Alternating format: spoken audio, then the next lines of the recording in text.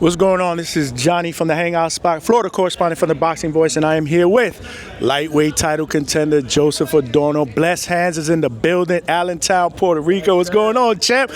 How proud of you, little bro Jeremy, bro, today, man. Spectacular performance, man, here with a stoppage. You know, I'm definitely most proud of him, you know, because that's something me and him, like brother on brother, been working on. You know, he been teaching me more on my distance, how to control distance, and I'm teaching him how to sit down on them punches. What would you rate his performance tonight on a scale of 1 to 10? 1 to 10, I said like a 6, 7. You know, even though it was the first round knockout, I feel like if he would have like calmed down a little bit more, he would have caught him clean and like he would have been laid out. If he would have come down just a bit more and not load up way too much on the hook, because he was seeing it coming. Wow, that's pretty hard. Like I said, first round knockout, man. That means you guys are tough critics, which means you demand excellence from each other, man. So, like you said, do you guys usually train, push each other in the gym before fights? No, yeah, before fights, we always like, right now we don't live close by. So, you know, we try to do as much as possible as we can, you know, through the phone. And then like 2 weeks before my fight or 2 weeks before his fight, you know, we just fly over to where we got to go and we lock in for the last 2 weeks to make sure, you know, we on point. Where do you see him in the future, man? Because like I said, there's a lot of promise here. You know, he's a big 126 pounder, bro. Like, he's just big. Like I said, like give him 2 more fights, he could hang with the top dogs that y'all call with these procs or superstars, you know. Give him 2, 3 more fights. Is he comfortable at that weight? Do you see him staying there for, you know, for the long run, 3, 4 fights? Because there's a lot of smoke at 126, bro, that could potentially, you know, be good fights for him. You know, yeah, I definitely feel like 126 is his weight class because, you know, that defeat he had, you know, it was at 122. So he was killing himself way too much, and he's too big, he's too tall for that weight class, you know. So it was weird for him. So like, I think he took off and like just blew up out of nowhere. He just blew up to like 140 and 149, never touched that.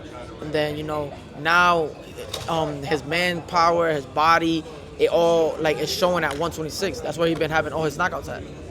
No, that's what's up, man. That's what's up. No, great performance, man. I look forward to seeing him in the future. Do you know when he's going to be back in the ring, or when, more or less, what time frame you want to see him back in the ring? I believe June 7th, back right here again on the zone with MVP.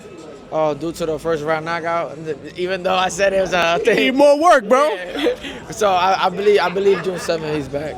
That's what's up, man. He came out unscratched, so get him right back in there as soon as possible. But let's talk about you, man, because you've been on a 3-fight winning streak. Tough fight against Nicholas Walters, man. But what has been the difference after that? Like, what have you learned from that? Because it looks like you're a totally different fighter your last 3 fights, 3 stoppages. Like, what did you take out of that fight, and how are you doing things differently due to the fact that you're looking so good?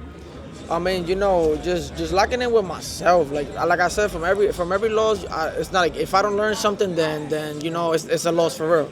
So with the Nicholas Walters, you know, like I wasn't myself. I wasn't throwing punches. I didn't believe in myself. You know, it was like I was just there just to be up there, just not to get knocked out.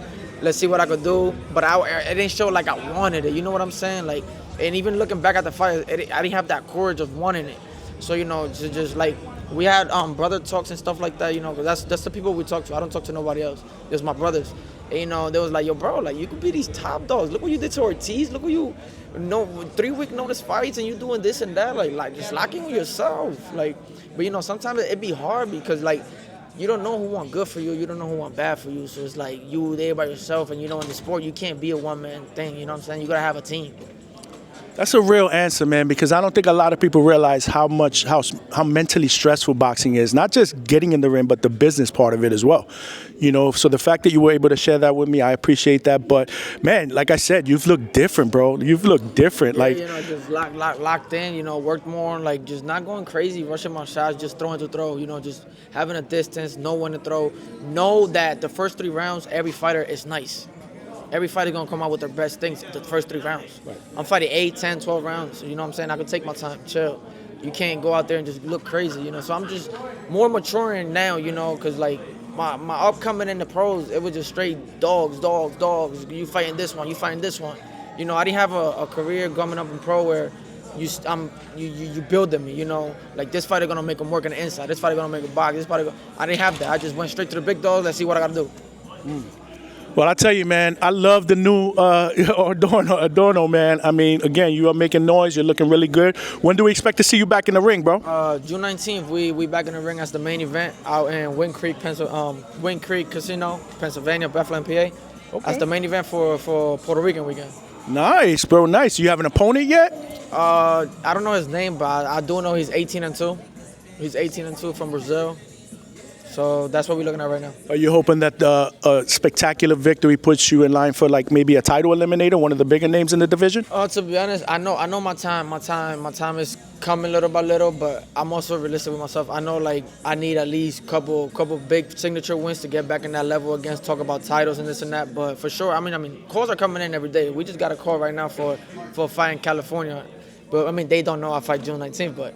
You know, we just got a call for a title, for eliminated title at 135 in California, but it's no time to train. Like, back then, I would have said, let's get it for 4 weeks training, let's go.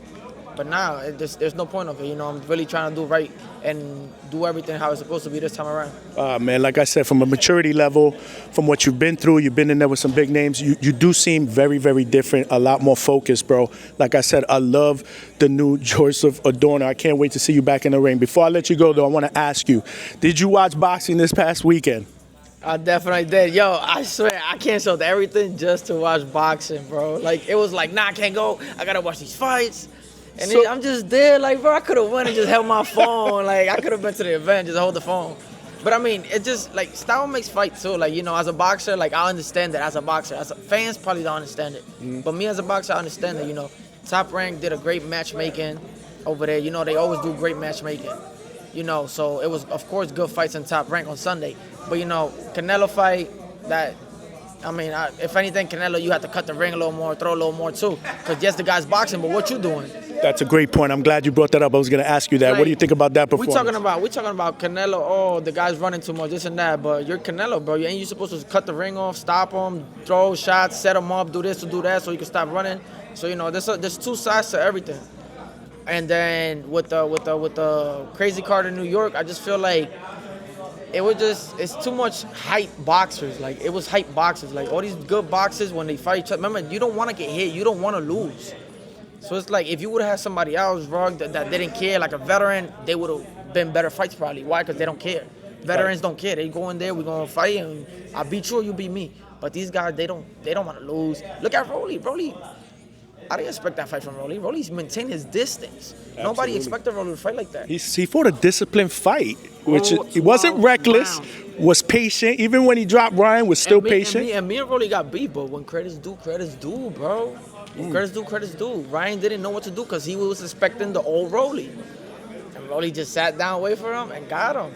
That's crazy. I didn't see that coming either. I did tell my viewers. I didn't see it either. My parlay, I was going to do something with Ryan Garcia knocking out Rolly. Thank God I didn't do it. I was telling my viewers that I felt there was going to be an upset on that card, but I didn't think it was going to be that fight. I actually thought it might have been the Tio Barboza, even though I had Tio winning that fight. But I thought maybe that would be a little bit closer, but Tio did his thing. But, of course, Tio's back in the headlines, man, for the wrong reasons, bro. Not getting into that, but one question I do want to ask you before I let you go, champ, because I'm going to get you on my live show and we'll get a little bit more in depth. We're going to get it in this Thursday. Absolutely. But so momentum-wise, like you're a fighter. With this card in New York City, you saw there wasn't really a lot of people. They had it closed off. It really wasn't to the public. It was very, very quiet. And Ryan talked about that, how it was weird, the crowd noise. Is that real momentum for a fighter? Tell me, like, would that have bothered you? Bro, listen to this. As soon as we seen the card and we seen how everything was looking, it was like, nah, that's weird. Nah, I can't fight like that.